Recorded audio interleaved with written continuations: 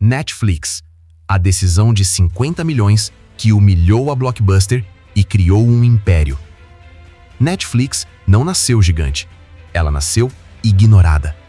Ignorada dentro de uma sala onde executivos experientes acreditavam estar diante de mais uma ideia frágil da internet. Uma ideia pequena demais para ameaçar um império que dominava o mundo do entretenimento físico. O que ninguém naquela sala percebeu é que aquela decisão silenciosa, quase entediada, custaria muito mais do que dinheiro. Custaria relevância, custaria poder, custaria o futuro. Porque quando a Blockbuster disse não a 50 milhões de dólares, ela não estava recusando uma empresa, estava recusando uma mudança de era. E entender como isso aconteceu é entender como decisões invisíveis moldam o mercado, destroem gigantes e criam impérios que redefinem hábitos, consumo e poder. Se você quer enxergar o que acontece nos bastidores das grandes decisões de negócios, estratégia empresarial e liderança, este é o momento de se inscrever no canal. Porque aqui, cada história é uma aula silenciosa sobre como o mundo realmente funciona. Tudo começou de um jeito quase ridículo. Um CD colocado dentro de um envelope de cartão de felicitações. Nenhuma embalagem especial, nenhuma proteção extra. Apenas um selo e uma pergunta implícita. Será que isso chega inteiro? A ideia não parecia revolucionária, mas era. Porque aquele gesto simples carregava uma provocação direta ao modelo de negócios mais poderoso da época. O homem por trás disso se chamava Mark Randolph, um nome que não aparecia em capas de revista. Um executivo que nunca se vendeu como gênio. Pelo contrário, ele se descrevia como o pior corretor de imóveis de Nova York. Um fracasso profissional que carregava algo muito mais valioso do que sucesso precoce: persistência desconfortável. Mark nasceu em 1958. Cresceu observando o pai construir trens em miniatura com obsessão cirúrgica. Cada peça precisava encaixar perfeitamente. Nada era comprado pronto. Tudo era feito, ajustado, testado. Aquela lógica ficou gravada em sua mente. Nada funciona por acaso. Sistemas precisam ser desenhados, testados, quebrados, reconstruídos. Ele estudou geologia, liderou expedições de sobrevivência, passou fome proposital em cidades estranhas para aprender a pedir ajuda. Aprendeu cedo algo que muitos CEOs só descobrem tarde demais. O mundo não recompensa quem parece confiante. Ele testa quem insiste. Foi essa insistência que o colocou no mesmo caminho de Reed Hastings, um ex-fuzileiro naval, um homem moldado por disciplina, matemática e silêncio. Eles se conheceram depois que uma das empresas de Mark foi comprada. Passaram a dividir caronas. E é curioso como grandes decisões não nascem em salas luxuosas, mas em conversas repetidas dentro de um carro. Mark tinha dezenas de ideias, a maioria ruim. Shampoo personalizado, comida personalizada para cachorro, produtos sob medida que não resolviam nenhum problema real. Até que uma tecnologia nova começou a chamar a atenção: o DVD. Enquanto as fitas VHS eram grandes, frágeis e caras de enviar, o DVD era leve, compacto, resistente. Era o tipo de detalhe que não muda o mundo sozinho, mas muda tudo quando alguém entende o que fazer com ele. Para provar o ponto, Mark fez algo simples. Enviou um CD pelo correio, sem proteção. Quando Reed ligou dizendo que o disco havia chegado intacto e funcionava, os dois entenderam que tinham encontrado uma brecha, uma fissura em um sistema que parecia indestrutível. Naquela época, o mercado de aluguel de filmes tinha um nome dominante: Blockbuster. Milhares de lojas, um ritual semanal, um modelo sustentado por uma armadilha silenciosa, a taxa de atraso. Um modelo que lucrava com a falha humana, com o esquecimento, com o erro. E como todo sistema que depende da repetição de hábitos antigos, ele parecia sólido demais para cair, mas também estava vulnerável demais para se adaptar rápido.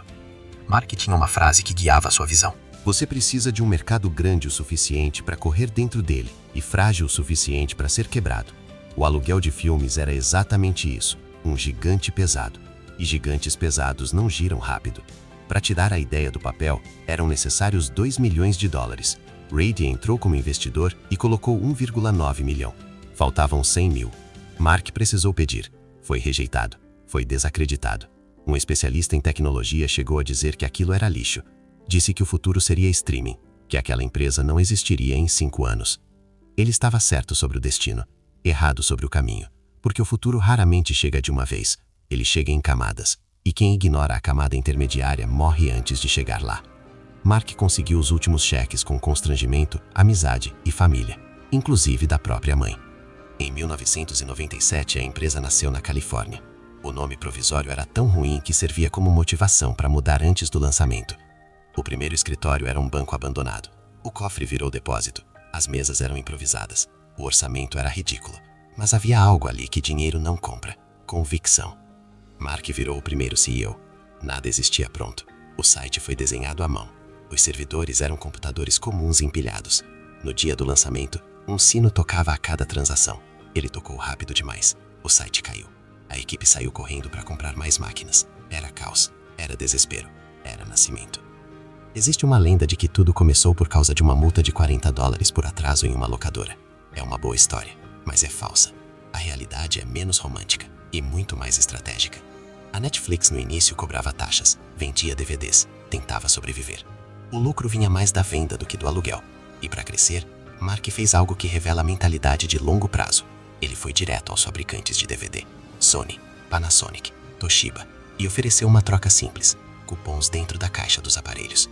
A promessa era psicológica: você compra o aparelho e já tem o que assistir. Toshiba aceitou, e de repente, a Netflix tinha acesso direto ao público mais valioso do mercado. Pouco depois, veio uma proposta que poderia ter encerrado a história cedo. A Amazon queria comprar a empresa por algo entre 14 e 16 milhões. Para muitos, isso seria vitória. Para Reed, era cegueira. Ele via algo maior e decidiu fazer uma aposta arriscada: parar de vender DVDs e focar no aluguel. Antes disso, ainda houve um último golpe de marketing controverso: a venda de DVDs com o depoimento do júri em um escândalo político. Foi barulhento, polêmico, e virou caos quando alguns discos enviados eram filmes adultos por erro de produção. A empresa pediu desculpas, ofereceu recolher. Ninguém devolveu. O barulho trouxe milhares de novos usuários, mas barulho não paga contas. O problema era matemático: crescimento sem lucro, cupons agressivos, fraudes, postagem mais cara do que a receita. Reed e Mark sempre foram brutais na honestidade, até que Reed entrou com um laptop e uma apresentação. Disse que estava perdendo fé na liderança de Mark como CEO.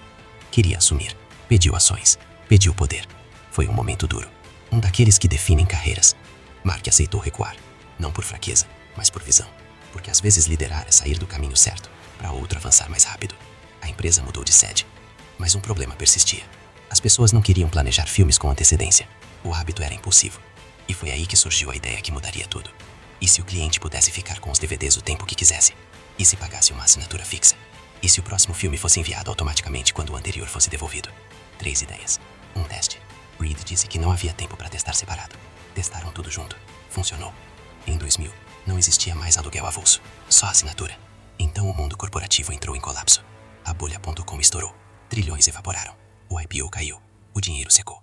A Netflix ainda crescia, mas oferecia mês grátis e pagava mais em envio do que recebia em receita. Era hora de vender. E foi aí que aconteceu a reunião que mudou a história. A proposta de 50 milhões para Blockbuster. A recusa. O riso contido. A arrogância. Para Mark ficou claro: se eles não queriam comprar, precisariam ser derrotados. Mas derrotar um gigante exige decisões cruéis. Em 2001, a Netflix precisava de 2 milhões de assinantes para sobreviver. Estava longe disso.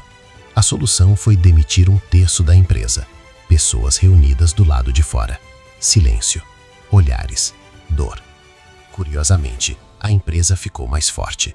Menos gente, mais decisão, mais velocidade, mais clareza. Vieram melhorias logísticas, centros regionais, estoque inteligente, menos custo, mais rapidez. Enquanto isso, Reed olhava para o futuro. Streaming. Quando o custo da internet caísse e o do correio subisse, as curvas se cruzariam. Hollywood resistia, tinha medo de pirataria. Empresas grandes diziam não, assim como a Blockbuster disse. Em 2002, a Netflix abriu capital. Mark saiu, preferia criar do que administrar impérios. Em 2004 veio um processo por atraso proposital em envios para usuários mais ativos. A empresa fez acordo. Em 2006, a Blockbuster lançou serviço online. A Netflix processou por violação de patentes. Em 2007 houve acordo. E naquele mesmo ano, o futuro finalmente chegou. O streaming começou tímido, poucos títulos, muitos duvidaram. Houve até quem escrevesse obituários antecipados. Mas em 2008, a Netflix entrou no Xbox, entrou na sala, entrou na rotina, entrou no hábito. E então veio o movimento final.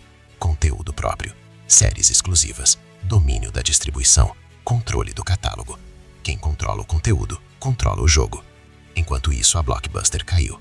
Em 2010 declarou falência, não por falta de dinheiro, mas por falta de visão, por confundir tamanho com eternidade.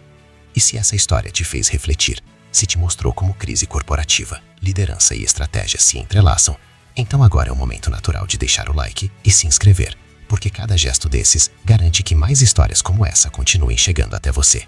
Hoje, a Netflix vale dezenas de bilhões, compete com gigantes, inclusive com empresas que um dia tentaram comprá-la. O futuro continua incerto, porque o mercado não perdoa a acomodação. Toda empresa que vence uma guerra corre o risco de virar o próximo alvo. E tudo isso começou com um disco em um envelope, uma decisão simples, uma recusa arrogante e um erro que custou um império inteiro.